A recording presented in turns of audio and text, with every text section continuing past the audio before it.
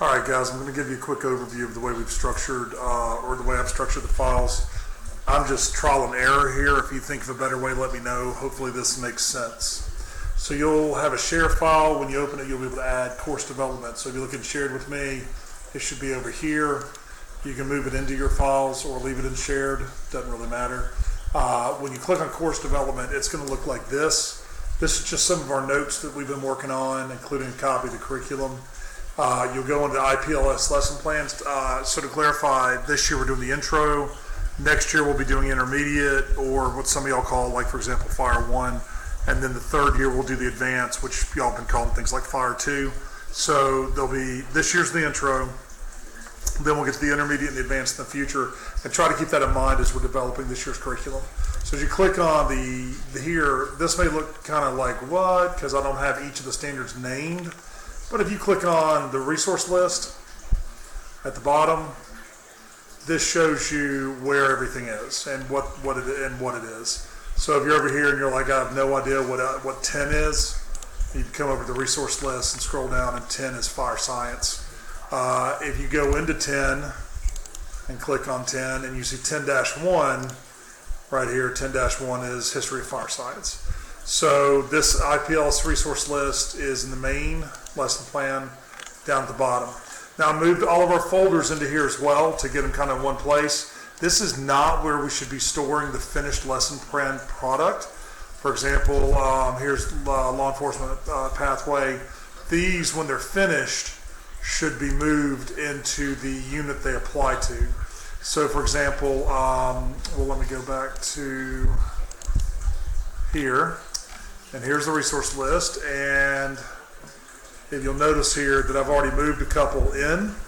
So here's lesson plans. Those will be ones that aren't completed units, and I'll explain that in a minute. So we'll use one that Justin's already, Hal's already put in, and so it's a 1-2. So if I go back to here, I go to 1-2, then here is the lesson plan for that, and then which Justin had submitted, and then, so here's the lesson plan on the outside, and then I named the exact same as the lesson plan, the folder, and that's where all his resources are.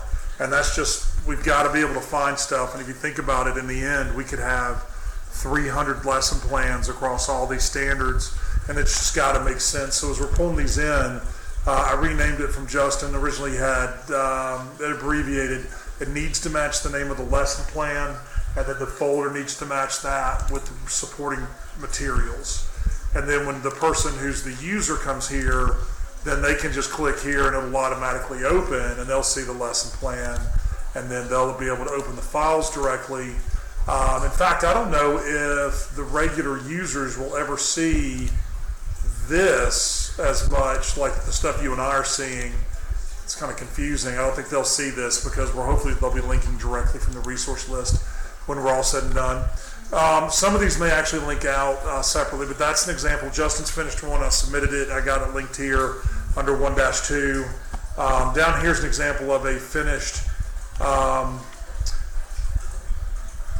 in lesson, the whole unit. And so the difference between unit and lesson, a lesson would maybe address 2 to 3 days, whereas a unit kind of addresses the entire content or surrounds the entire standard. So if you look here, this is one we've been looking at several times.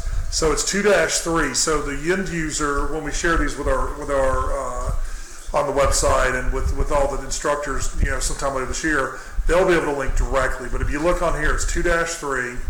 So go back to here. You go to there's 2, and there's 2-3, and then again, here's my CERT Intro to Disaster Preparedness, and then here's all my supporting materials. And I've actually done a subfolder with everything in there, and then vocabularies in a subfolder. So you can organize your file in here however you want. Again, that was 2-3. I just went too far.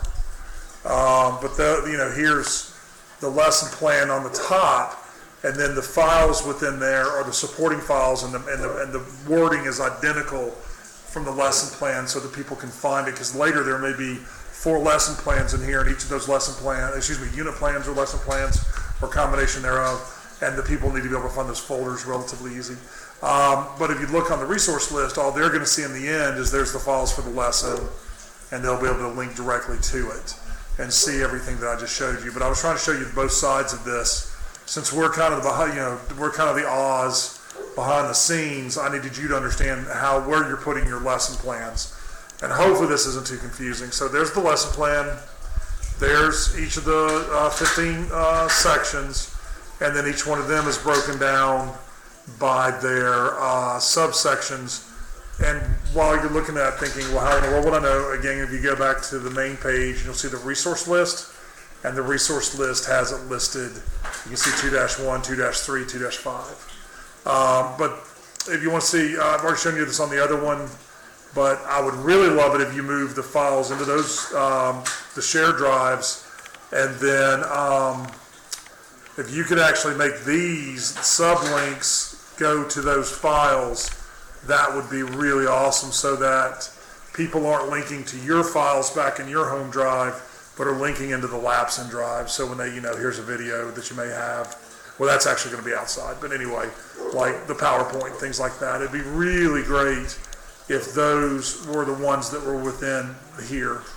So for example, in my 2-3, if this lesson plan, all of these links link to these files that I have moved into our share drive. So I hope I didn't confuse you. Give me a call or an email, or if you can think of a better way. I'm just trying to think of a way for us to get all of our material in one place, down the road. That way people aren't pulling stuff off of your drive or your file, and even worse, possibly changing your files. If we can put everything in the course development under lesson plans and then broken down by sections, then I think we'll be able to do